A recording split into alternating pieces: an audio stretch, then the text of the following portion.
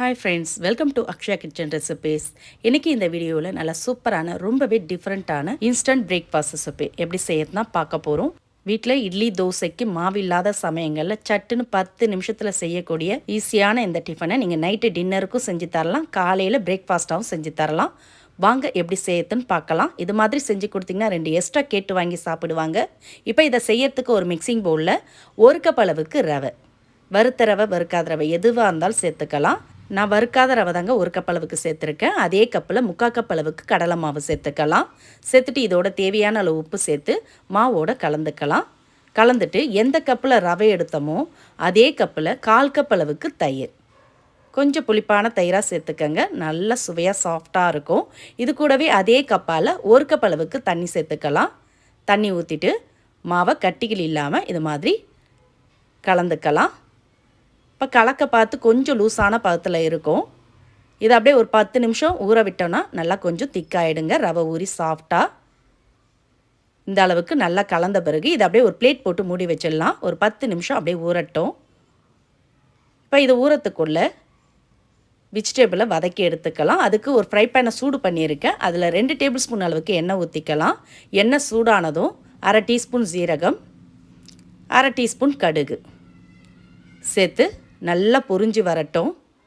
இது பொரிஞ்சு வந்த பிறகு இதோட 3 பச்சை மிளகாவை பொடியாக கட் பண்ணி சேர்த்துக்கலாம். கொஞ்சம் காரமாக இருந்தால் நல்லாயிருக்கும் இந்த பிரேக்ஃபாஸ்ட். இது கூடவே 1 டேபிள் ஸ்பூன் அளவுக்கு பொடியாக கட் பண்ண இஞ்சி, இதோட மீடியம் சைஸ் ஒரு வெங்காயத்தை பொடியாக கட் பண்ணி சேர்த்துக்கலாம். கூடவே 1/2 கப் அளவுக்கு கோஸ் சேர்த்துக்கலாம். கூடவே 1/2 கப் அளவுக்கு பொடியாக கட் பண்ண கேரட் சேர்த்துட்டு இதோட 1/2 கப் அளவுக்கு கேப்சிகம் அதையும் பொடியாக கட் பண்ணி சேர்த்துக்கங்க. உங்கள்கிட்ட எந்த வெஜிடபிள் இருந்தாலும் பொடியாக கட் பண்ணி சேர்த்துக்கங்க. சாப்பிட நல்லா சுவையாக இருக்கும். இப்போ எல்லாத்தையும் சேர்த்து அடுப்பை மீடியமாக வச்சு ஒரு 2 நிமிஷத்துக்கு வதக்கிக்கங்க. நல்லா பாதி வதங்கி வரட்டும். அப்போ தான் சாப்பிட பார்த்து நல்லா சுவையாக இருக்கும். ரொம்ப வதங்கிட வேண்டாம், இந்த அளவுக்கு வதங்கி வந்தால் போதும்.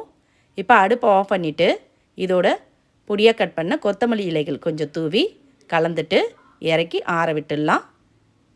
இது லைட்டாக ஆறட்டும். ஆறின பிறகு நம்ம மாவோடு சேர்த்து கலந்துக்கலாம். அப்படியே ஆற விட்டுடலாங்க. இப்போ நம்ம மூடி வச்ச மாவை திறந்து பார்த்துக்கலாம்.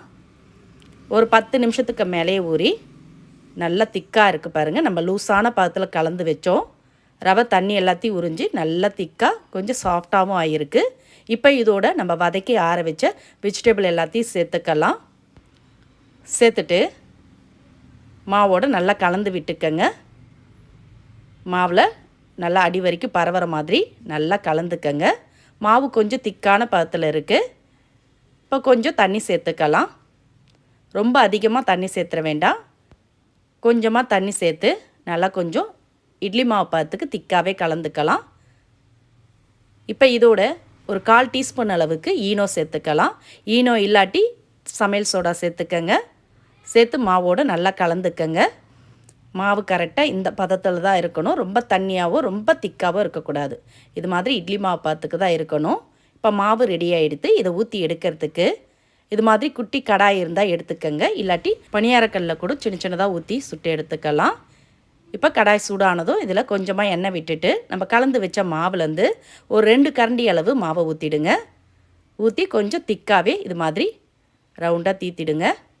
இப்போ அதை அப்படியே மூடி மீடியம் ஃப்ளேமில் வச்சு ஒரு 30 செகண்ட் வேக விடுங்க. ஒரு சைடு வெந்த பிறகு திருப்பி போட்டுக்கலாம்.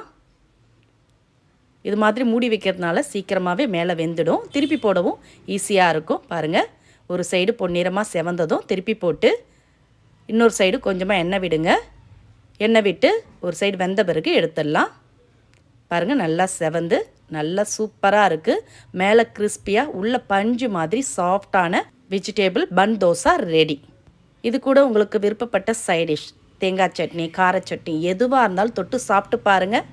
2 எக்ஸ்ட்ரா கேட்டு வாங்கி சாப்பிடுவீங்க. அந்த அளவுக்கு சுட சுட சாப்பிட நல்ல சுவையாக சூப்பராக இருக்கும்.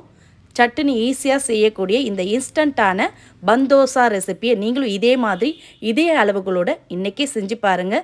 செஞ்சு பார்த்துட்டு உங்களோட கருத்துக்களை கமெண்டில் தெரிவிங்க. இந்த ரெசிபி உங்களுக்கு பிடிச்சிருந்தா வீடியோக்கு ஒரு லைக் கொடுங்க. ஃப்ரெண்ட்ஸ் அண்ட் ரிலேட்டிவோட இந்த வீடியோவை நிறைய ஷேர் பண்ணுங்கள். மறக்காமல் நம்மளுடைய சேனலையும் சப்ஸ்கிரைப் பண்ணிவிடுங்க.